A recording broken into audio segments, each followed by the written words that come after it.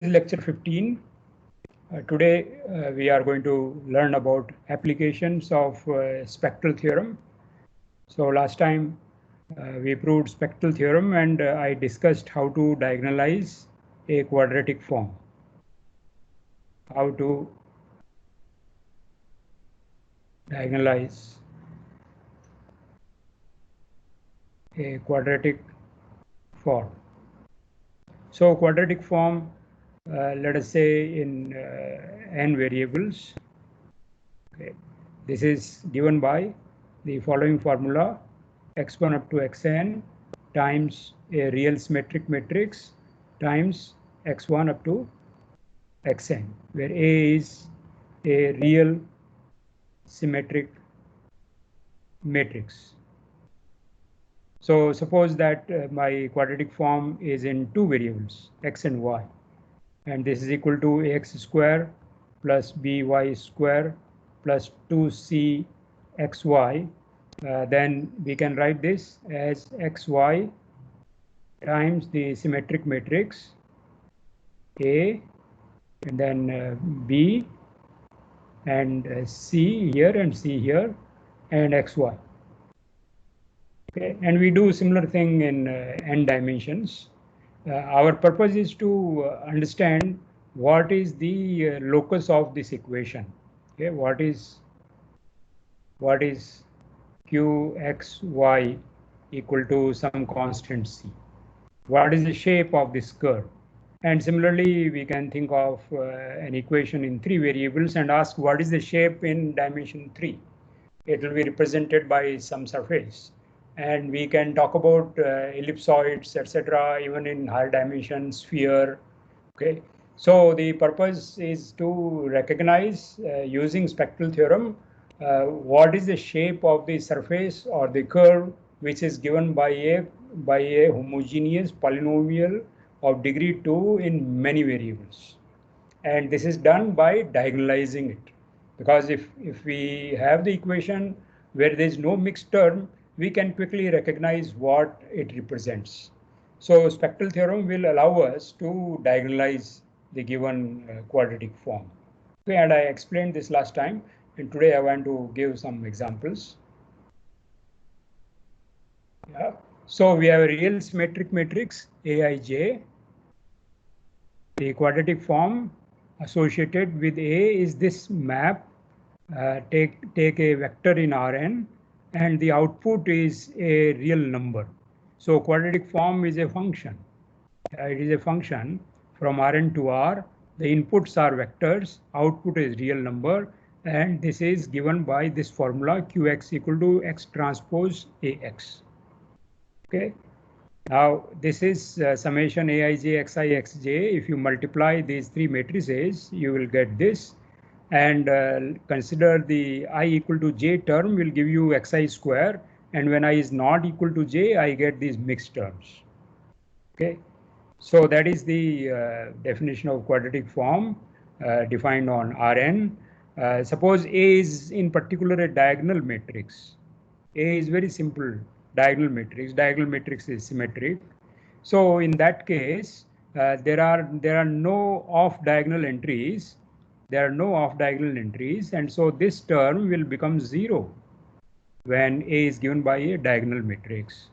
Then Qx is simply lambda 1 x1 square, lambda 2 x2 square, lambda n xn square, because we are only dealing with this term. Yeah, and all the aii are lambda I. So now this is a nice equation because there are no mixed terms, and we can recognize this. We will see that using eigenvalues of the real symmetric matrix, we can actually recognize what is the geometric shape which is represented by this quadratic form. This is called a diagonal form. Okay, and our effort will be to diagonalize a given quadratic form. How do we do it? So suppose I have this very simple 2 by 2 real symmetric matrix, and I look at the quadratic form which is defined by this real symmetric matrix and x1 x2. So if you take x transpose Ax, it is like this. Okay, there is a mixed term for x1 x2 which is sum of these two terms. Okay, this is the sum of these two terms. All right, so suppose A is real symmetric and U is orthogonal, and U transpose AU is this diagonal matrix. That is the conclusion of the spectral theorem for real symmetric matrix. It says that real symmetric matrix has a basis of eigenvectors, yeah, which form orthonormal basis of Rn.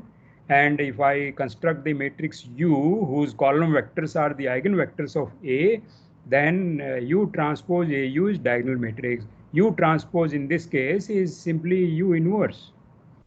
So this diagonal matrix is actually similar to the given symmetric matrix. D and A are similar.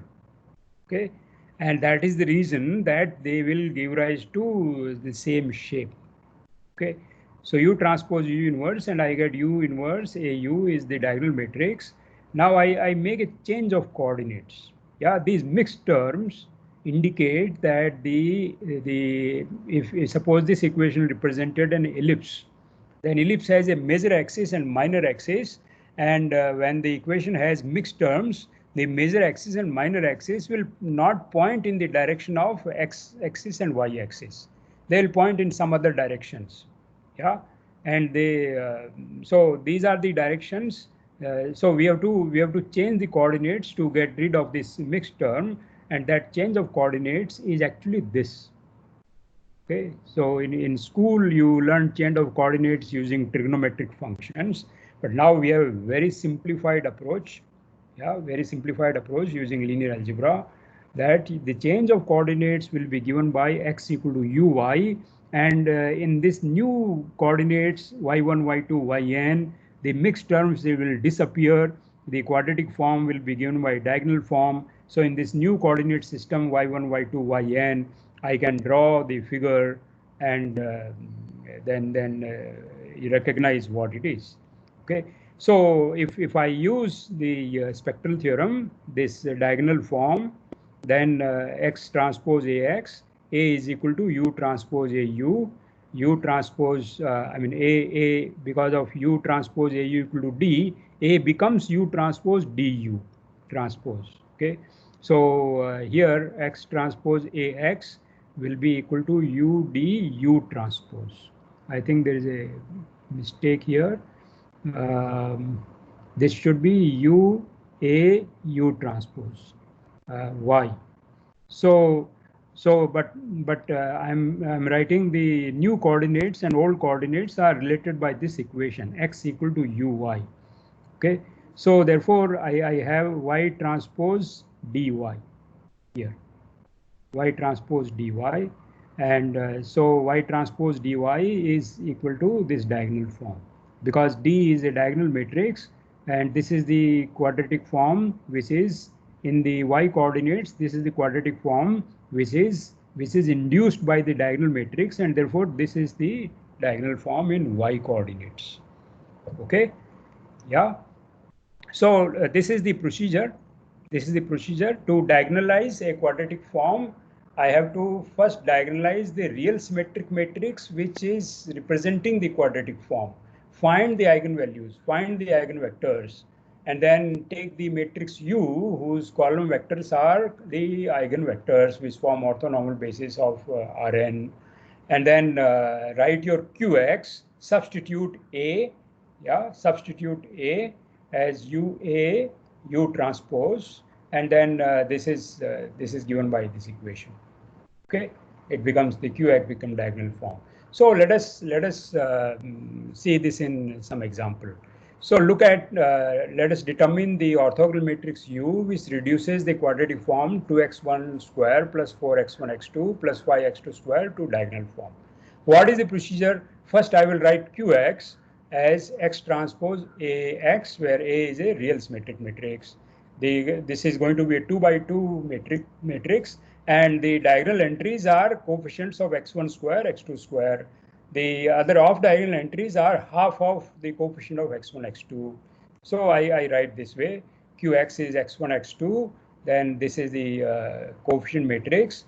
Remember this 2 goes here, and coefficient of x2 square 5 goes here, and then coefficient of x1, x2, I have to divide by 2, so it becomes this. This is real symmetric matrix, and x transpose AX is simply QX, and QX is this. Yeah.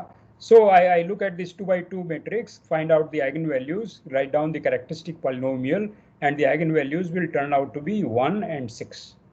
So two distinct eigenvalues, and eigenvectors corresponding to distinct eigenvalues are always linearly independent. But when the matrix is real symmetric, then the corresponding eigenvectors are actually perpendicular to each other. Okay, and the matrix U is having the column vectors of the matrix U form orthonormal basis. So I have to find U1, U2, Un, which are unit vectors, and they are perpendicular. But for real symmetric matrix, the perpendicularity is automatic. Yeah, it is automatic. So I have to just divide by the length. Yeah. So determine the eigenvector for lambda 1 equal to 1. Yeah, this will be this. And I divide by the length. Length is root 5. So U1 becomes a unit vector. Similarly, find out the eigenvector corresponding to lambda 2 equal to 6. And this is 1, 2. And divide by the length. This is 1 over root 5. Okay. So these two form orthonormal bases of R2. Yeah. So this U1 and U2, yeah, U1 x coordinate is 2, y coordinate is -1. So U1 is pointing in this direction. This is pointing in this direction. And then U2 is perpendicular. So it is going to form, this is 1, 2. So it is pointing in this direction. These are the directions of eigenvectors. Yeah. So at the end, you will see that if I look at the coordinate system whose unit vectors are U1, U2, yeah, whose coordinate vectors are U1, U2, that means I have rotated the old system XY coordinate plane by an angle theta, and then I get the coordinate system where the x-axis is replaced by U1 axis, y-axis replaced by U2 axis. In this new coordinate system, the equation of the quadratic form can be gotten by using the diagonal form. Yeah. So U is this matrix. The column vectors are eigenvectors, and U transpose AU is diagonal matrix. And so now the change of coordinates, this you must remember, the change of coordinates is given by this. Okay, the change of coordinates is given by this. So what does it say? It says that if I take y to be the first basis vector, then x1, yeah, when I take y to be the first basis vector, standard basis vector 1, 0, 0, etc., then right hand side will give me the first column vector of u. Okay, if I take y to be 0, 1, etc., then I will get the second column vector of u. So in the new coordinate system, the mutually perpendicular directions are represented by the column vectors of u. Yeah, the new coordinate system is oriented as per the eigenvectors of u. Okay, yeah, and the diagonal form is simply this. Okay, and that is equal to y1 square plus 6y2 square. So if you wanted to understand what does qx equal to 1 represent, you might as well understand what does this represent. Well, this is an ellipse. This is an ellipse. This is an equation of ellipse. Okay, so qx equal to 1 represents an ellipse, and its axes, because there is no fixed term here, y1 square plus 6y2 square, the axes of this ellipse are in the directions of the eigenvectors. Eigenvectors give you the directions of the axes, and you see 1 and 6 were the eigenvalues. 1 and 6 were the eigenvalues. So I have that the semi-major axis will have length 1, and semi-minor axis will have length 1 over square root of 6. Yeah, square root of 6. So we can determine the length of the major axis and minor axis using the eigenvalues, and the eigenvectors will give you the directions of the major axis and minor axis. That is the interpretation of eigenvalues and eigenvectors in this situation. Yeah. So if you are trying to understand what is the shape of qx equal to 1, okay, it's a figure in the Cartesian plane, locus of the equation qx equal to 1 in this case. By diagonalizing it, we were able to recognize that this will represent an ellipse.